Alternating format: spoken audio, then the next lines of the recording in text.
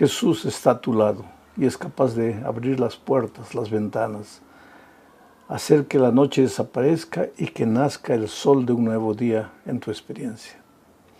Vamos a la lección número 7 para el 17 de agosto del año 2024. El título de la lección es Instruyendo a los discípulos, parte 1, porque esta lección la vamos a estudiar 2 semanas seguidas. Bueno, el propósito de la lección de esta semana es mostrarnos que el Señor Jesús tenía una tarea desafiante al instruir, al enseñar a sus discípulos sobre el propósito de su venida a este mundo. Porque ellos pensaban que Jesús era el libertador mesiánico que venía a librarlos del yugo esclavizador de Roma. Ellos no entendían que la misión de Jesús era espiritual y que en realidad Él había venido al mundo para libertarlos del pecado. Y ese problema es nuestro también, porque muchas veces nosotros solo tenemos conciencia de las cosas que nuestros sentidos captan, que falta dinero para pagar el alquiler, o mi esposa está enferma, o mi hijo está en las drogas, o me falta empleo. Esos problemas son reales, no los podemos negar. Porque mientras vivamos en este mundo, pues muchas veces vamos a necesitar empleo, dinero, una familia, en fin. Entonces, el problema es que nosotros humanamente, nuestro hombre natural, solo capta las cosas que nuestros sentidos pueden percibir, pero muchas veces no capta la verdadera necesidad del alma, que es espiritual. Y cuando buscamos a Jesús, generalmente buscamos tratando de resolver los problemas que nuestros sentidos captan, pero en realidad no vamos a Jesús buscándolo como nuestro Salvador personal, aquel que vino a este mundo para rescatarnos del pecado. Porque nuestro verdadero problema es el pecado. El pecado destruye, el pecado te carga de culpa, el pecado te masacra, te esclaviza, no te deja ser feliz. Ese es nuestro verdadero problema. Entonces, si Jesús resuelve ese problema clave, básico, todos los otros problemas se van resolviendo. Los discípulos no captaban eso. Ellos apenas percibían su esclavitud del poder romano, pero no percibían su esclavitud espiritual. Entonces Jesús tuvo que enseñarles poco a poco que Él había venido a este mundo con una misión que no era la que ellos esperaban. No era un libertador militar, era un libertador espiritual. Esto nos lleva a la primera parte de la lección, donde el Señor Jesucristo opera un milagro, pero un milagro con el propósito justamente de abrirles los ojos a los discípulos a la realidad espiritual. Leo este milagro en Marcos capítulo 8, versículo 22 al 26. Voy a leer y voy a comentar. Dice, vino Jesús luego a Betsaida. Esta expresión es interesante, vino a Betsaida. Ahora cierra los ojos, imagina. Vino Jesús un día a esta tierra. ¿De dónde vino? Del cielo. Los seres humanos en sus tiempos pensaban que Él venía de Nazaret. De Nazaret puede venir algo bueno. Jesús no venía de Nazaret, venía del cielo. Pero en esta tierra muchas veces vino a diferentes lugares, llegó a diferentes lugares con el propósito de libertar. Dice el texto, vino luego a Betsaida y le trajeron un ciego y le rogaron que le tocase. Nuevamente encontramos aquí amigos compadecidos que llevan al ciego a Jesús. ¿Te acuerdas del milagro en que los amigos llevaron a un paralítico, hicieron un hueco por el techo para llevarlo a Jesús? Bueno, es que hay gente que se compadece de personas que están sufriendo. Qué bueno es que este sentimiento exista en el corazón humano. Estos le trajeron un ciego a Jesús y le rogaron que le tocase. Entonces, dice el texto bíblico, tomando la mano del ciego, Jesús le sacó fuera de la aldea y escupiendo en sus ojos, le puso las manos encima y le preguntó si veía algo. Él mirando dijo, veo los hombres como árboles, pero los veo que andan. Luego le puso otra vez las manos sobre los ojos y le hizo que mirase, y fue restablecido y vio de lejos y claramente a todos. Y lo envió a su casa diciendo, no entres en la aldea ni lo digas a nadie en la aldea. Recuerda que dije al principio, Jesús operó este milagro para enseñarles a sus discípulos que así como en este milagro la visión vino progresivamente, el conocimiento, o sea, la visión espiritual también viene progresivamente.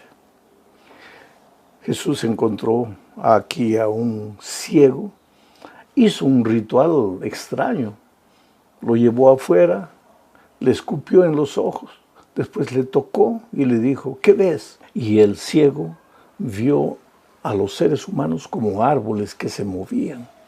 Entonces Jesús le tocó otra vez y le dijo, ¿y ahora qué ves? Y él dijo, ahora sí veo claramente.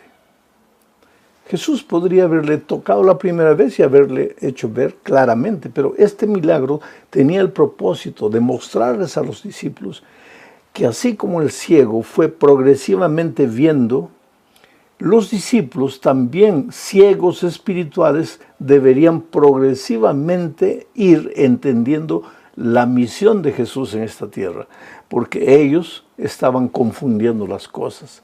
Ellos veían a Jesús como el libertador político, cuando Jesús había venido como el libertador espiritual. Mi pregunta para ti es, ¿quién es Jesús para ti? ¿Ah? ¿El que soluciona tus problemas físicos, tus problemas materiales, o el que soluciona los problemas de tu corazón? Si Él te cura por dentro, tú vas a tener, ya curado por la gracia maravillosa de Jesús, condiciones de enfrentar las dificultades y vencerlas. Vamos a la segunda parte de este estudio, bajo el título, El costo del discipulado. A partir de este momento, Jesús empieza a revelar su misión. Miren lo que dice Marcos 8, 31 al 33. Y comenzó a enseñarles, ¿a quiénes? A los discípulos, que le era necesario al Hijo del Hombre padecer mucho y ser desechado por los ancianos, por los principales sacerdotes y por los escribas, y ser muerto y resucitar después de 3 días. Esto les decía claramente. Entonces Pedro le tomó aparte y comenzó a reconvenirle, o sea, a recriminarle. Pero él, volviéndose y mirando a los discípulos, reprendió a Pedro diciendo, quítate delante de mí, Satanás, porque no pones la mira en las cosas de Dios, sino en las de los hombres. ¿Te das cuenta lo que dije hasta aquí? Jesús comenzó a mostrarles ya su misión. Dijo, ustedes piensan que he venido para libertarlos del poder de Roma. No, no, no. Yo he venido para servir y he venido para morir. Dentro de poco el Hijo del Hombre, refiriéndose a Él, va a ser perseguido, va a ser muerto. Y entonces Pedro, que hasta ese momento solo tenía la capacidad de ver las cosas materiales, Pedro, que hasta ese momento pensaba que Jesús era el libertador político de Israel, se acercó y le reconvino, o sea, le recriminó en voz baja. Le dijo, Señor, no digas semejante cosa. Tú eres el Mesías Todopoderoso. ¿Cómo vas a decir que te van a prender, que te van a crucificar? Y el Señor Jesucristo lo reprendió en público y le dijo, quítate de mí, Satanás. Qué cosa terrible. En algún momento, el enemigo, no es que Pedro estaba poseído por el enemigo, pero en algún momento el enemigo usó a Pedro para tratar de desviar al Señor Jesucristo del cumplimiento de su misión. Dice, Jesús le dijo a Pedro, tú colocas la mira en las cosas de esta tierra, no colocas la mira en las cosas de Dios. Ese es el peligro que todos nosotros corremos, de buscar a Jesús poniendo las miras en las cosas de la tierra y no en las cosas de Dios. Nos olvidamos de nuestro verdadero problema y solo tenemos conciencia de nuestros problemas periféricos. Oh querido, hasta un hombre como Pedro, un discípulo como él, en algún momento puede ser usado por el enemigo para tropiezo de otros. En este caso, él no consiguió ser piedra de tropiezo para el Señor Jesucristo, porque Jesús tenía bien clara la misión por la que había venido al mundo. Él estaba dispuesto a morir para salvar al ser humano. Ahora, después de eso, de este incidente, pues Jesús les habla a sus discípulos del precio, del costo del discipulado. Les dice: cualquiera que quiera seguirme, niéguese a sí mismo, tome su cruz y sígame. Quiere decir, si ellos esperaban que el Mesías había venido y ahora todo les iba a ir maravillosamente bien porque iban a recuperar el poder, estaban equivocados. Porque Jesucristo le dice: no, prepárate para cargar tu cruz. Si quieres seguirme, tienes que negarte a ti mismo. Tienes que renunciar muchas de las cosas que te atraen en esta vida. Porque seguirme no es fácil. Porque ¿qué quiere decir seguirme? Venir atrás de mí. Y si yo estoy yendo a la cruz del Calvario, si yo voy a pasar por el valle del dolor y del sufrimiento, seguramente en esta tierra, mientras tú peregrines, también vas a pasar por el valle del dolor. Vamos ahora a la tercera parte. El subtítulo es La montaña y la multitud, porque aquí vamos a hablar de la transfiguración. 6 días antes de la transfiguración, sucedió esto que voy a leer en Marcos 9:1. Jesús les habló a sus discípulos y les dijo lo siguiente: miren, también les dijo: de cierto os digo que hay algunos de los que están aquí que no gustarán la muerte hasta que hayan visto el reino de Dios venido con poder. Recuérdate que Jesús habló a una multitud. Había mucha gente ahí.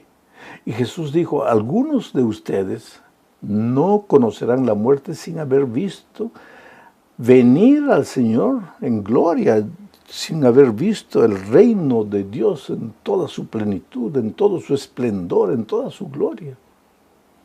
Hasta hoy este versículo crea muchos problemas a la gente. Hay gente que dice: pero este versículo nunca se cumplió. Entonces Jesús mintió. ¿Por qué? Porque ya todos los que estaban en ese grupo de personas a las cuales Jesús habló ya murieron. Y como él dijo, algunos de los que están aquí no conocerán la muerte hasta no ver el reino de Dios en su esplendor.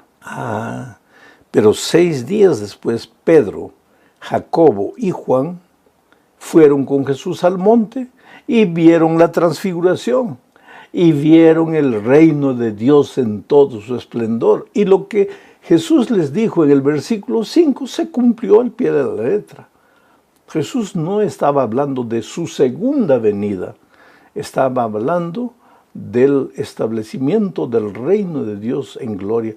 Cuando estos 3 discípulos participaron de la transfiguración, vieron pues el esplendor del reino de Dios, al Señor Jesucristo como Rey de Reyes y Señor de Señores. Y lo que Jesús les había dicho 6 días antes se cumplió exactamente. Oh querido, tenemos que esperar hasta la segunda venida para ver el reino de Dios en su esplendor. Bienaventurados aquellos que cuando están solos cierran los ojos y aunque con sus ojos físicos no pueden ver, con los ojos espirituales contemplan la gloria de Dios en su esplendor. Bienaventurado eres si en tu caminar diario, al ir a trabajar, a estudiar en la calle, aprendes a vivir en el espíritu del reino de Dios, aunque rodeado de miseria, de dolor, de violencia, aunque rodeado de pecado, eres capaz de ver la gloria de Dios en su esplendor. Esta es una experiencia que todos los cristianos debemos tener, aunque todavía no ha llegado el día de la venida de Cristo. La cuarta parte habla de quién es el más grande. es que Jesús hablaba de su reino. Jesús hablaba del dolor que se aproximaba. Jesús hablaba de que su reino no era un reino de poder terrenal, sino espiritual. Y sin embargo los discípulos pues no entendían, así como el ciego que fue abriendo los ojos paulatinamente, ellos paulatinamente también fueron abriendo los ojos espirituales para entender que la misión de Jesús era redentora del pecado, no salvadora del poder de Israel. Leo lo que dice Marcos 9, 33 al 35. Este es un incidente interesante. Mira, y llegó a Capernaum, y cuando estuvo en casa les preguntó, ¿qué disputabais entre vosotros en el camino? Mas ellos callaron, porque en el camino habían disputado entre sí quién había de ser el mayor. Entonces él se sentó y llamó a los 12 y les dijo, si alguno quiere ser el primero, será el postrero de todos y el servidor de todos. Es interesante, estaban dirigiéndose a Capernaum. Y el Señor Jesucristo notó que los discípulos se quedaban para atrás. Él tal vez los esperó, pero ellos disminuían la velocidad. Entonces Jesús pensó, ellos no quieren mi presencia, quieren quedarse atrás. Y fue adelante. Pero cuando llegaron a la ciudad, ya entraron a la casa, Jesús los reunió y les preguntó, oye, ¿qué estaban ustedes discutiendo cuando veníamos en el camino? ¿Por qué se quedaron para atrás? ¿Por qué no querían mi presencia? Y el texto bíblico dice que ellos se quedaron calladitos. ¿Por qué? Porque por el camino habían discutido quién de entre ellos iba a ser el mayor. Imagínate, Jesús hablando de su dolor, de su muerte, hablando del costo del discipulado, y ellos pensando quién de nosotros va a ser el principal en el reino de Dios, quién va a ser el mayor, quién va a ser el jefe, el gerente, el presidente, quién. Se quedaron callados porque habían practicado el pecado del egoísmo, del orgullo, de la vanagloria. Es interesante que ellos se quedaron para atrás porque en la presencia de Jesucristo es imposible cometer pecado. Para pecar tú tienes que apartarte de Jesús. Tienes que abandonar a Jesús. Entonces puedes practicar el pecado. En la presencia de Él no. Por eso ellos se quedaron para atrás y comenzaron a discutir quién iba a ser el mayor. Ahora, Jesús no les dijo, ninguno de entre ustedes debe querer ser el mayor. Jesús no vino aquí para sacar del corazón humano el deseo de ser un líder, de dirigir a la iglesia. No, eso es un deseo legítimo. Pero Jesús vino a enseñarnos cuál es el camino para ser el líder. No es el chisme, no es lleno de estrategias humanas para derrumbar al que está en primer lugar. Jesús les dijo, si alguno entre ustedes quiere ser el primero, no dijo ninguno entre ustedes debe querer ser el primero, dijo si alguno entre ustedes quiere ser el primero, sea primero siervo de sus hermanos. O sea, el camino para el liderazgo es el camino del servicio. Cuanto más sirves, estás más apto para dirigir, para liderar. Llegamos al fin de este estudio hablando de un versículo interesante. Voy a leer para comentar. Marcos 9, 43 y 44 dice, si tu mano te fuere ocasión de caer, córtala. Mejor te es entrar en la vida manco que teniendo dos manos ir al infierno, al fuego que no puede ser apagado, donde el gusano de ellos no muere y el fuego nunca se apaga. Interesante este texto, ¿no? Aquí Jesús no quiere decir que si tienes problema con los ojos debes literalmente arrancarte de los ojos, no. Aquí Jesús no está hablando de mutilación, córtate el brazo, córtate el pie, si estás yendo a lugares que no debes ir, córtate el pie para que no vayas. No es eso. Lo que Jesús quiere enseñar es, renuncia a todo lo que te ata a esta tierra.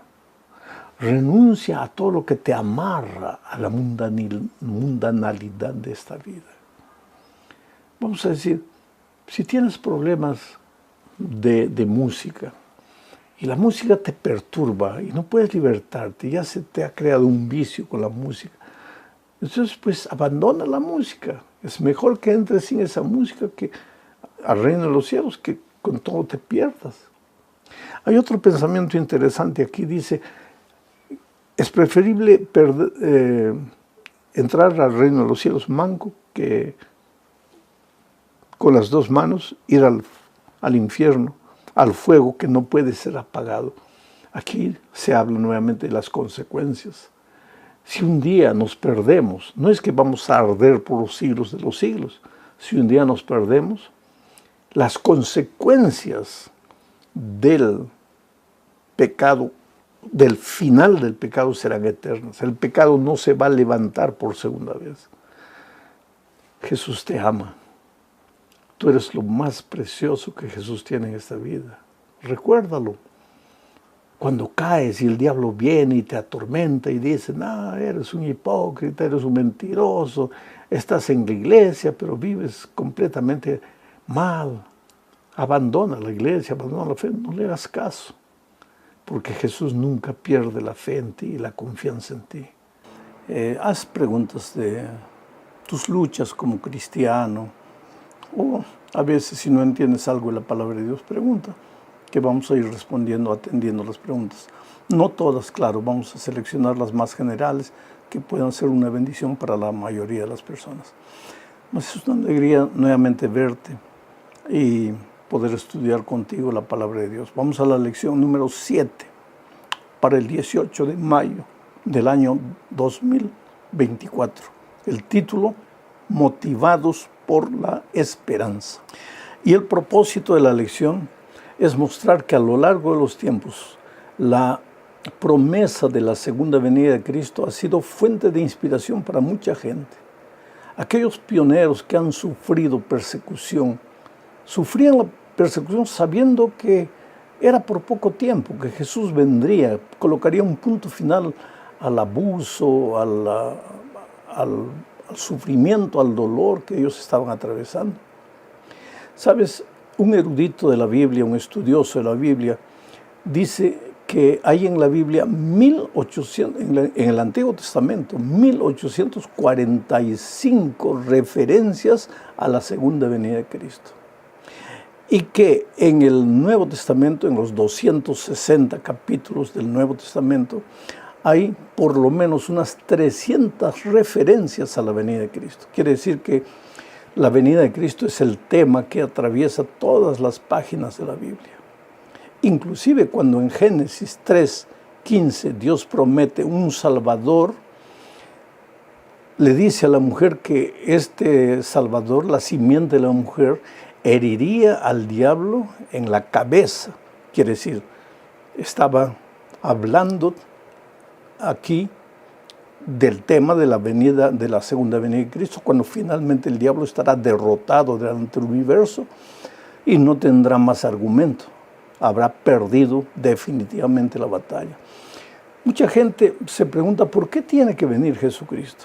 Y te digo más, predicar del sacrificio de Cristo en la cruz, de la muerte de Cristo, de la salvación, de la justificación por la fe, sin predicar de la segunda venida de Cristo, es incompleto. Y te digo por qué. ¿De qué serviría que estamos salvos por la gracia de Cristo para vivir eternamente en esta tierra de dolor, de sufrimiento, de miseria, de pobreza, de hambre, de necesidad, de egoísmo, de envidia, de violencia? Salvos, pero en este mundo de dolor. Entonces, la salvación cobra sentido cuando sabemos que este dolor que vivimos hoy es circunstancial y que estamos caminando por el desierto de la vida rumbo a nuestro verdadero hogar en el cielo cuando Jesús vuelva. Entonces, vamos ahora a analizar la lección.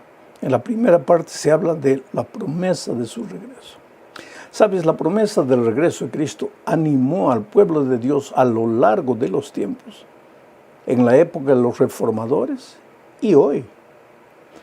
Hoy los países viven en crisis. Hay mucha gente que se pregunta ¿hasta cuándo? Pues la respuesta divina es, hijo, hasta que Jesús venga. Y Jesús, la venida de Jesús está más cerca de lo que nosotros imaginamos. Vamos al primer texto, donde está registrada la promesa de la vuelta de Cristo.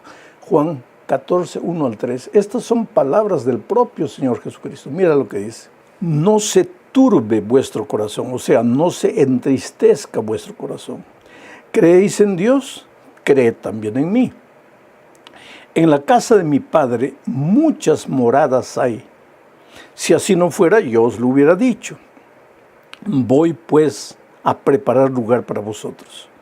Y si me fuere y os preparare lugar, vendré otra vez y os tomaré a mí mismo, para que donde yo estoy, vosotros también estéis. Esta promesa, querido, ha sido la promesa que ha animado a los seres humanos de todos los tiempos. Los reformadores, por ejemplo, Juan Wycliffe llamaba a la segunda venida de Cristo la esperanza de la iglesia. Calvino se refería al glorioso regreso de Jesucristo como el más auspicioso de todos los acontecimientos de la historia. Quiere decir, para los hombres y las mujeres fieles a Dios, la promesa de la segunda venida de Cristo ha sido ánimo en los momentos más difíciles. Hoy día, por ejemplo, cuando muere un ser querido, las personas quedan tristes. Y yo siempre digo a mis amigos, los cristianos no morimos. De acuerdo con la palabra de Dios, los cristianos dormimos, porque vamos a despertar cuando el Señor Jesús aparezca por segunda vez. Y cuando tú te acuestas y duermes, y cuando te despiertas a las 6 de la mañana, parece que ha pasado un minuto. Tú no has tenido conciencia de las 8 horas que pasaron. Así también cuando tú descanses en la muerte, vas a dormir. Y cuando te despiertes, ya Jesús está viniendo. Y cuando alguien te diga, pero ya pasaron 150 años, tú ni habrás sentido. La muerte es un sueño para los hijos de Dios. Y la venida de Cristo, la segunda venida de Cristo, es la gran esperanza. Vamos entonces ahora a la segunda parte de este estudio bajo el subtítulo de A la espera del tiempo. Mientras Jesús no viene, el enemigo trata de distorcer la esperanza de la venida de Cristo. Por ejemplo, hay gente que dice que el reino de Dios está en esta tierra y que Jesús ya vino en espíritu y que en poco tiempo las cosas se arreglarán en este mundo y nosotros viviremos la eternidad en un mundo de paz en esta tierra. ¿De dónde sale eso? Yo no sé. Hay gente que aparece diciendo, no, Jesús ya está en el Japón, no, está Jesús en la China, no, está en África. Y hay muchos falsos cristos que aparecen diciendo que son el Cristo. Sin embargo, ¿qué es lo que la palabra de Dios dice? Voy a leer Hechos 1, 9 al 11. Y habiendo dicho estas cosas, este es un diálogo entre Jesucristo y sus discípulos, ya en el monte de la Ascensión, cuando Él iba a irse ya para el cielo. El texto dice, y habiendo dicho estas cosas, viéndolo ellos, los discípulos, fue alzado el Señor Jesucristo y le recibió una nube que le ocultó de sus ojos. Y estando ellos con los ojos puestos en el cielo, entre tanto que Él se iba, he aquí se pusieron junto a ellos 2 varones con vestiduras blancas, los cuales también les dijeron, varones Galileos, ¿por qué estáis mirando al cielo? Este mismo Jesús que ha sido tomado de vosotros al cielo, así vendrá como le habéis visto ir al cielo. Este texto de Apocalipsis, escrito por Juan, está narrando el momento cuando este texto narrado por Lucas, está presentando el momento en que el Señor Jesucristo fue levantado al cielo en una nube de ángeles. Ellos estaban mirando al cielo todo tristes porque el Señor Jesús estaba yendo y 2 ángeles aparecieron y les dijeron, varones galileos, ¿qué están mirando? ¿Por qué están tristes? Este mismo Señor Jesucristo que se fue, va a volver así de la manera en que se fue. O sea, Él se fue físicamente y todos lo veían, y cuando vuelva, volverá físicamente y todos lo verán. Él se fue en una nube de ángeles y volverá en una nube de ángeles. No es una venida simbólica, es una venida literal. Apocalipsis 1:7 dice que cuando Él venga, todo ojo le verá, inclusive los que le traspasaron, todos le verán. Pero ese día, los que estuvieron preparados para encontrarse con Él, pues levantarán los brazos con alegría, lo esperarán. Pero aquellos que se burlaron de la venida de Cristo, que no le hicieron caso a la palabra de Dios, ese día será un día de desesperación, de tristeza. Y el resplandor del Señor Jesucristo los matará. Después, 1000 años después, viene lo que nosotros le llamamos el infierno, pero ese es otro asunto. Vamos a la tercera parte de este estudio, hablando de el subtítulo William Miller y la Biblia.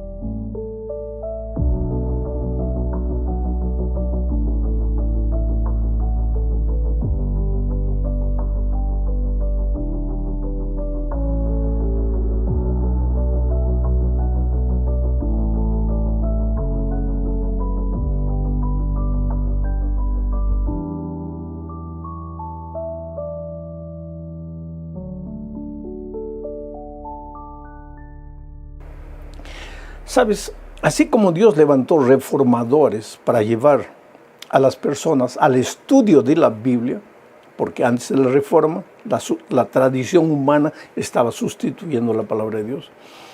Dios levantó a los reformadores para traer a las personas al estudio de la Biblia.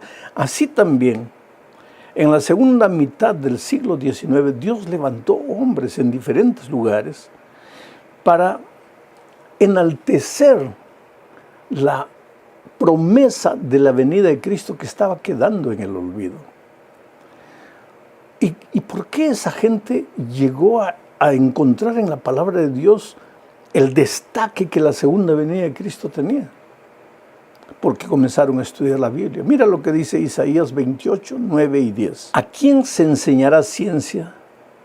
¿O a quién se hará entender doctrina? ¿A los destetados? ¿A los arrancados de los pechos? Porque mandamiento tras mandamiento, mandato sobre mandato, renglón tras renglón, línea sobre línea, un poquito allá, otro poquito aquí. Es interesante. Este consejo bíblico dice cómo debemos estudiar la Biblia. Oh, querido, cuando tú tomes la Biblia, no puedes agarrar un versículo y decir que la Biblia dice esto porque ese versículo dice. Cuando tú quieres saber lo que la Biblia habla sobre un determinado tema, tienes que tomar todos los versículos de la Biblia que hablen de ese determinado tema. Entonces tú vas a tener la idea equilibrada. No puedes tú hablar de un asunto solo con un texto de la Biblia. Por ejemplo, ¿quieres hablar de qué pasa con los muertos cuando ellos mueren? Tienes que agarrar todos los versículos de la Biblia. Y ahí tú vas a descubrir que la mayoría de los versículos que hablan del estado del ser humano cuando muere, dicen que cuando el hombre muere, su cuerpo va a la tierra y el soplo de vida vuelve a Dios. Y ya no existe espíritu vagando por ahí. Ni hay paraíso, purgatorio, infierno, luego de la muerte de la persona. Pero vas a encontrar también en la Biblia 3, 4 versículos que dan a entender que cuando el hombre muere, su espíritu sale.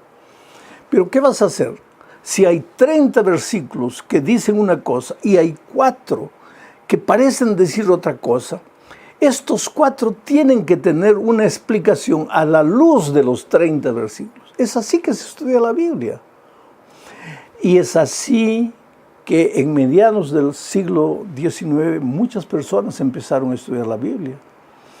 En Estados Unidos, un hombre llamado Guillermo Miller comenzó a estudiar la Biblia así, desde Génesis, Éxodo, Levítico, subrayando, anotando, orando, clamando a Dios, y encontró la promesa de la segunda venida de Cristo. Y encontró una profecía que literalmente lo dejó asustado.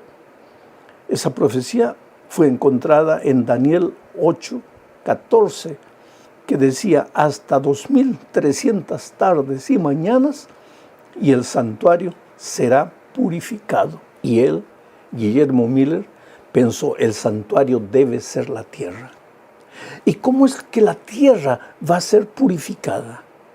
Y él mismo concluyó con la segunda venida de Cristo. Porque Jesús viene para colocar un punto final a la historia del pecado. Entonces la tierra será purificada con la venida de Cristo.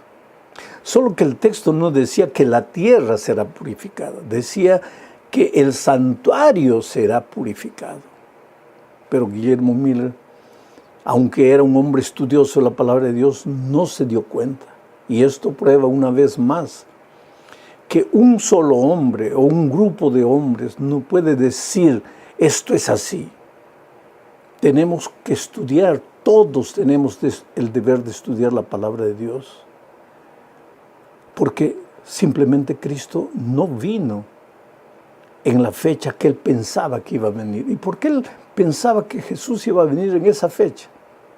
Porque él encontró pues la profecía de Daniel 8:14, 2300 tardes y mañanas y el santuario será purificado.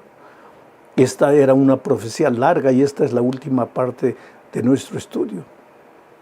Leo Daniel 9, 23, 25 y 27. Cuando Daniel tuvo la visión de los 2300 años, las 2300 tardes y mañanas, él quedó preocupado. ¿Y cuándo empieza esta profecía? ¿Y cuándo termina esta profecía? Porque yo sé, pensaba él, que cuando termine, Cristo va a venir a la tierra. Pero ¿cuándo comienza y cuándo termina?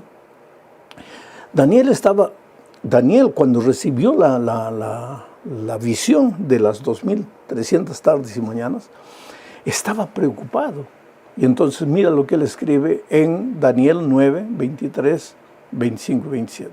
Al principio de tus ruegos fue dada la orden, y yo he venido para enseñártela porque tú eres muy amado. Entiende pues la orden y entiende la visión. 70 semanas están determinadas sobre tu pueblo y sobre tu santa ciudad. Sabe pues y entiende que desde la salida de la orden para restaurar y edificar a Jerusalén hasta el Mesías príncipe habrá 7 semanas y 62 semanas. Y por otra semana confirmará el pacto con muchos, y a la mitad de la semana hará cesar el sacrificio y la ofrenda. Te voy a explicar. Daniel tuvo la visión de las 2300 tardes y mañanas y no sabía, no podía entender cuándo empieza, cuándo termina. Estaba medio triste, estaba ayunando, estaba orando, inclusive estaba medio enfermo, preocupado con esta visión. Y de repente aparece el ángel y le dice, cuando tú empezaste a orar, yo recibí la orden de venir para enseñarte la profecía, para explicarte la profecía.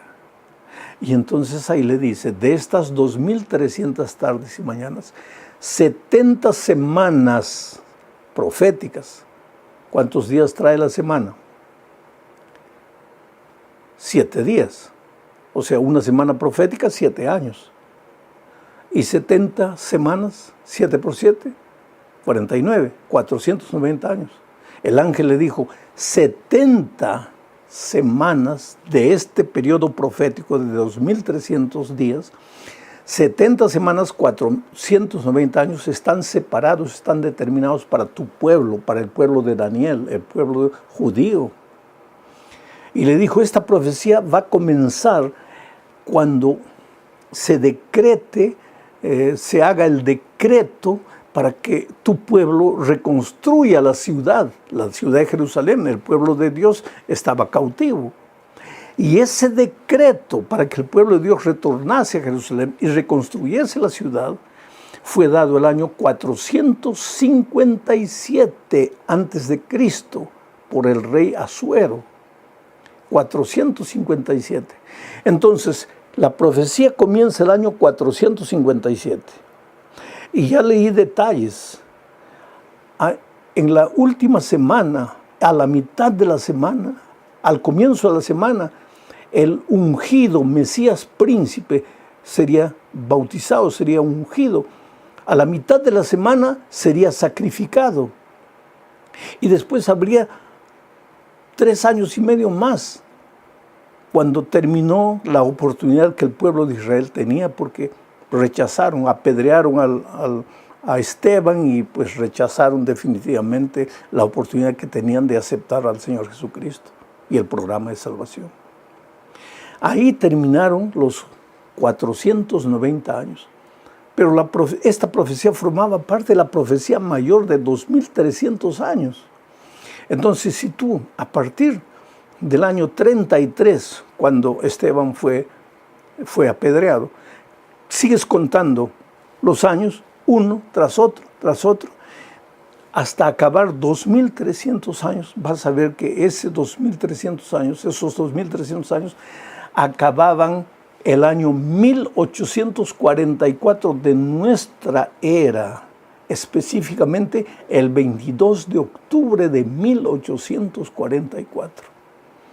Guillermo Miller pensaba que Jesús, cuando estudió esta profecía, simplemente quedó apavorado. Pensó, Jesús viene, porque aquí dice 2300 años el santuario será purificado. Y Jesús va a purificar el santuario que es la tierra. Y esta profecía termina el 22 de octubre del 44. Entonces Cristo va a volver en esta fecha y salió predicando la segunda venida de Cristo para todo lado. ¿Sabes que hay mucha gente que dice que los adventistas se engañaron anunciando la venida de Cristo? ¿Los adventistas del séptimo día? No, querido. La iglesia adventista del séptimo día no existía el año 1844. La iglesia adventista del séptimo día solo se organizó en 1863, pero en 1844, antes del 40, 41, 2, 3, 4, había mucha gente que creía que Jesús iba a volver el 22 de octubre del 44. Si tú vas a la biblioteca en los Estados Unidos, vas a encontrar periódicos de aquellos tiempos de miles y miles de personas que esperaban la vuelta de Cristo. Pero Jesús no volvió. Llegó el 22 de octubre. Ellos pensaron, en la mañana va a venir, no vino. A mediodía no vino, en la noche no vino. A eso le llaman el gran chasco, la gran frustración. ¿Quiere decir que Jesús había fallado en su promesa? ¿Quiere decir que la profecía no valía? No, querido. El problema no estaba con la Biblia ni con la profecía. Estaba con la interpretación del ser humano. Porque la profecía era clara. 2300 tardes y mañanas el santuario será purificado. Pero ¿dónde está el versículo que dice que la tierra era el santuario? El santuario es el santuario. La tierra no es el santuario. Entonces, la tierra no sería purificada, sería purificado el santuario. ¿Mas qué significa eso? Bueno, ese es el estudio de la próxima semana. No voy a estudiar ahora. Voy a dejar en suspenso para la próxima semana. Es el amor de Dios elevado a la infinita potencia. Esa es la misericordia de Dios. Y la palabra de Dios dice que Dios es amor. Ahora, en el Salmo 136 se menciona que debemos alabar a Dios. Alabarlo, ¿por qué? Primero, porque Él nos creó. Este mundo existe porque Dios creó el mundo por amor.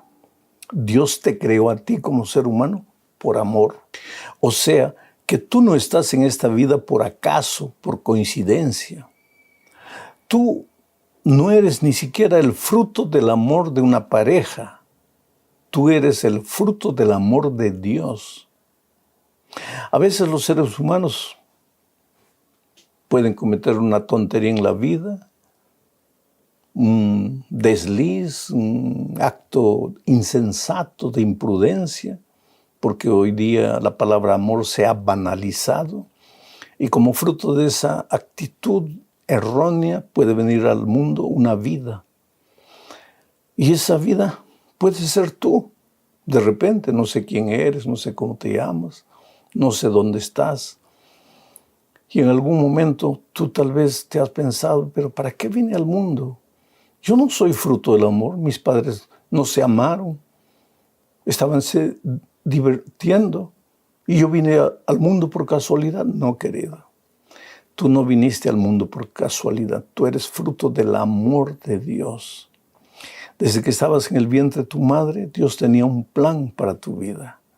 Cuando naciste, aunque hubieras sido abandonado, Dios tenía un plan para tu vida. Y si estás vivo en este momento es porque Dios tiene un plan para tu vida. Tú eres fruto del amor de Dios. Y entonces en el Salmo 136, el salmista nos invita a alabar y a enaltecer el nombre de Dios por su amor. ¿Y cómo se expresó el amor? A través de la creación, a través de tu vida.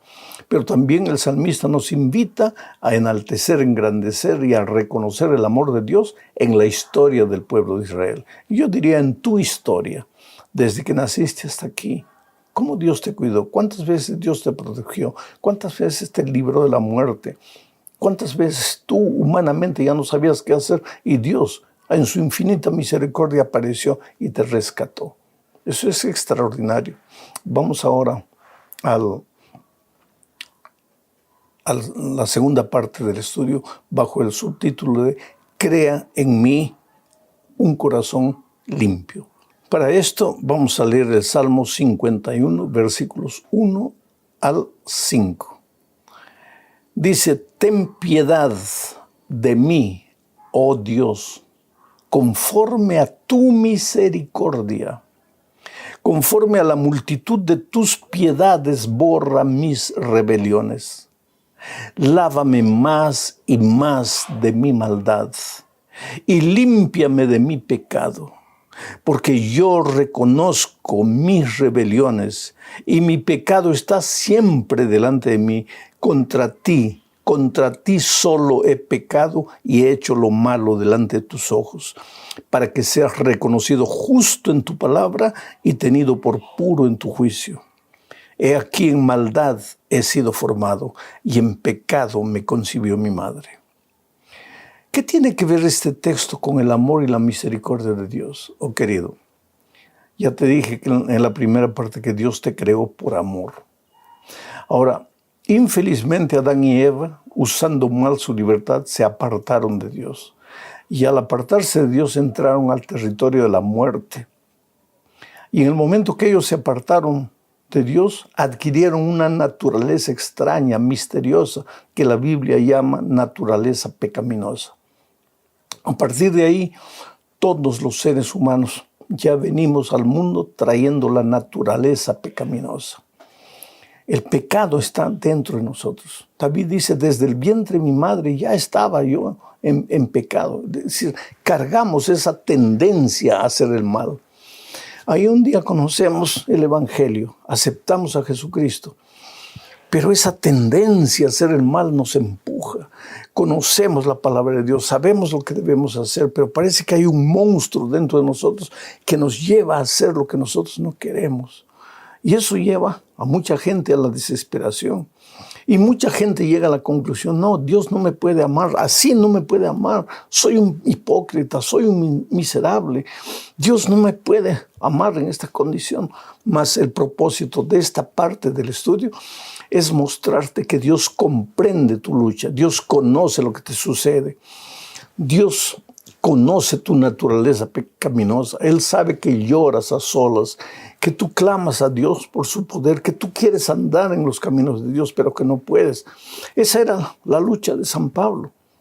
San Pablo llegó un momento a desesperarse y pensar que para él no había solución.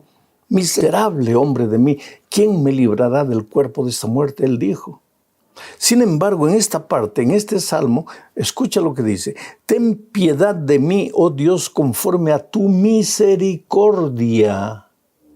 Entonces la misericordia de Dios se expresa en el hecho de que te da una nueva oportunidad y te da otra oportunidad. No quiero decir que Dios apruebe tu actitud, ni que Dios aplaude el hecho de que caigas una vez y caigas otra vez y vivas cayendo, no.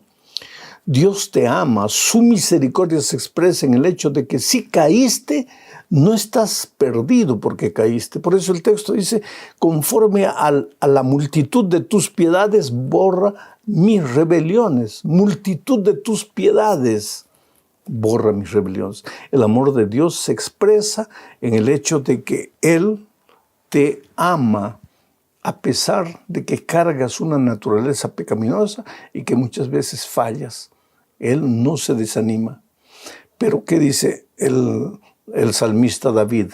El salmista escribió este salmo después que había cometido adulterio con la esposa de su general. Y él se sentía perdido cuando Natán lo confrontó con su pecado. Él corrió en la noche oscura y lloró. Y ahí escribió el Salmo 51. Crea, oh Dios, en mí un corazón nuevo.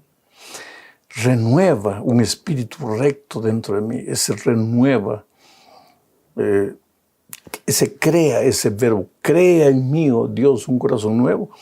Es el verbo bará que se usa en Génesis 1:1.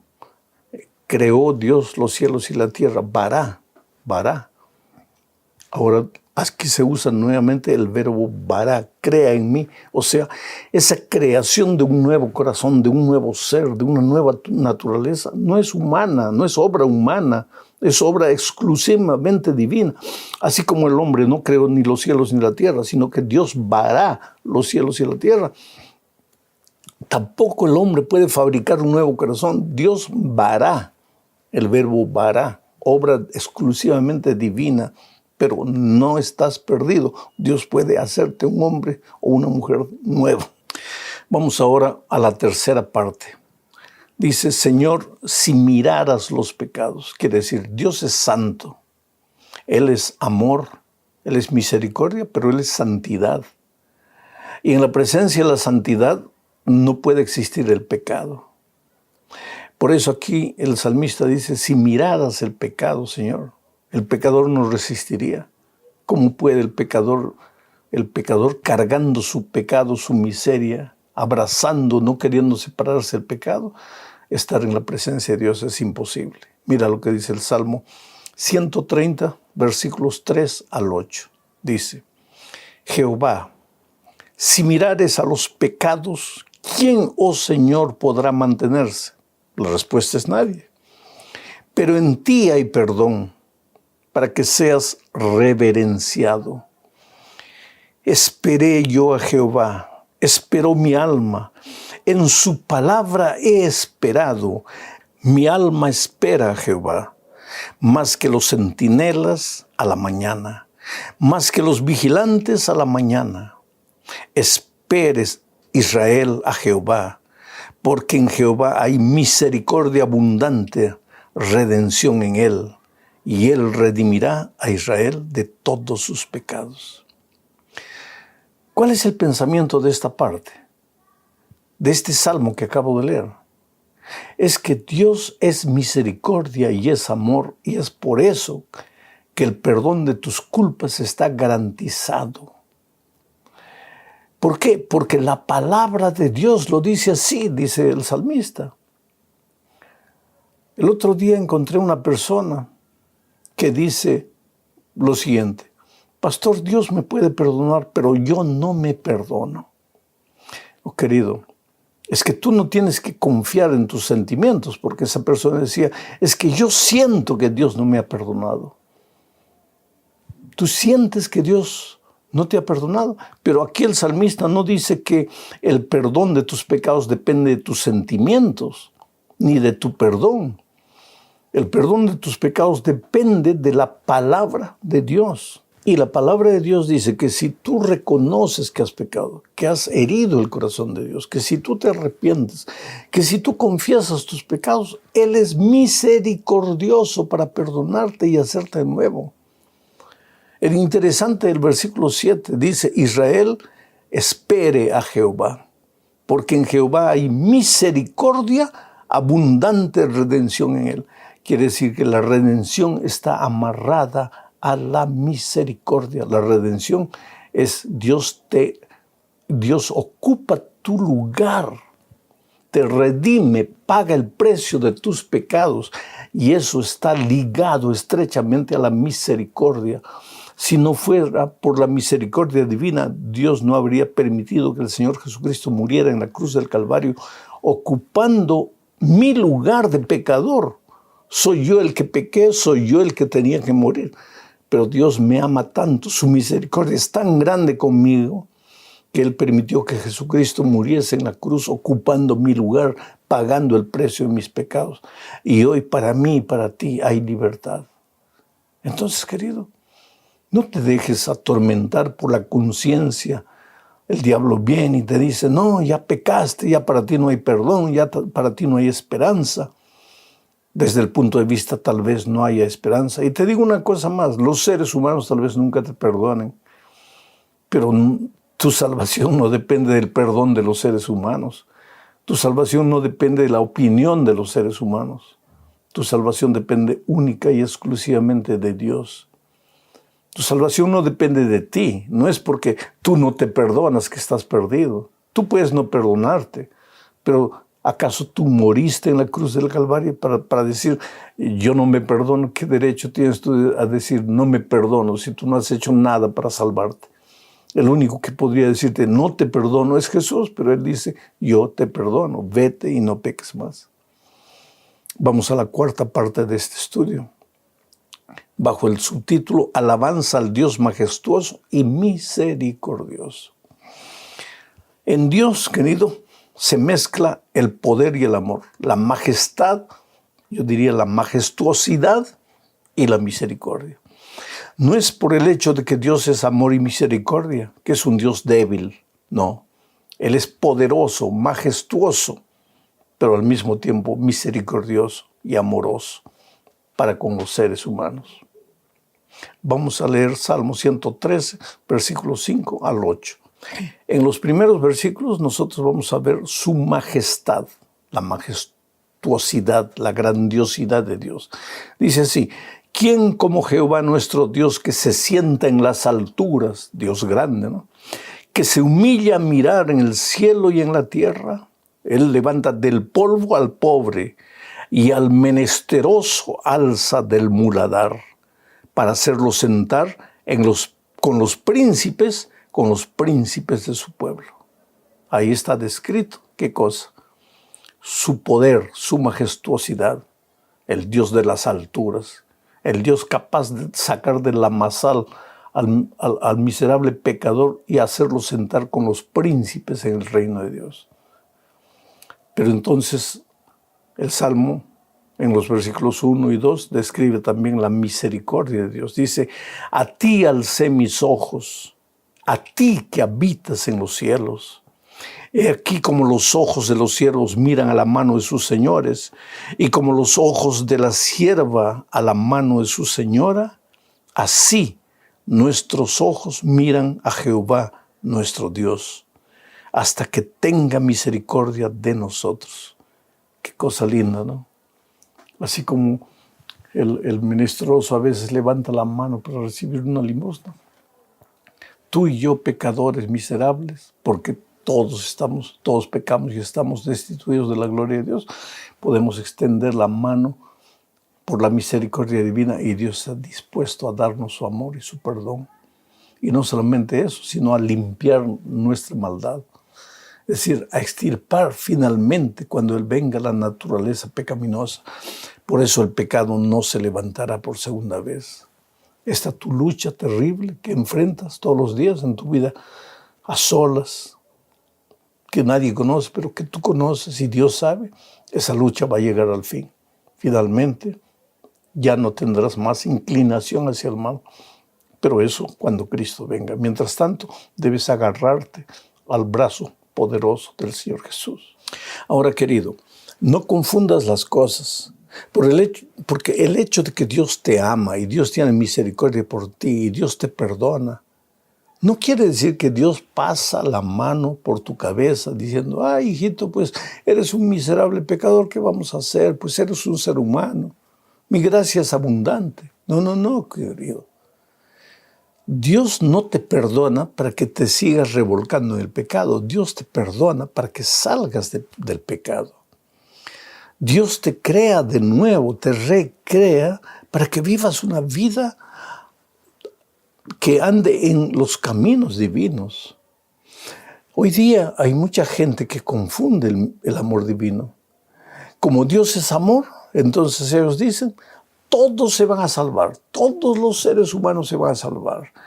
En otras palabras, lo que están diciendo es: no te preocupes con abandonar el pecado, no, tú vive tu vida tranquilo porque finalmente Dios es misericordia, Dios es amor y Dios te va a salvar.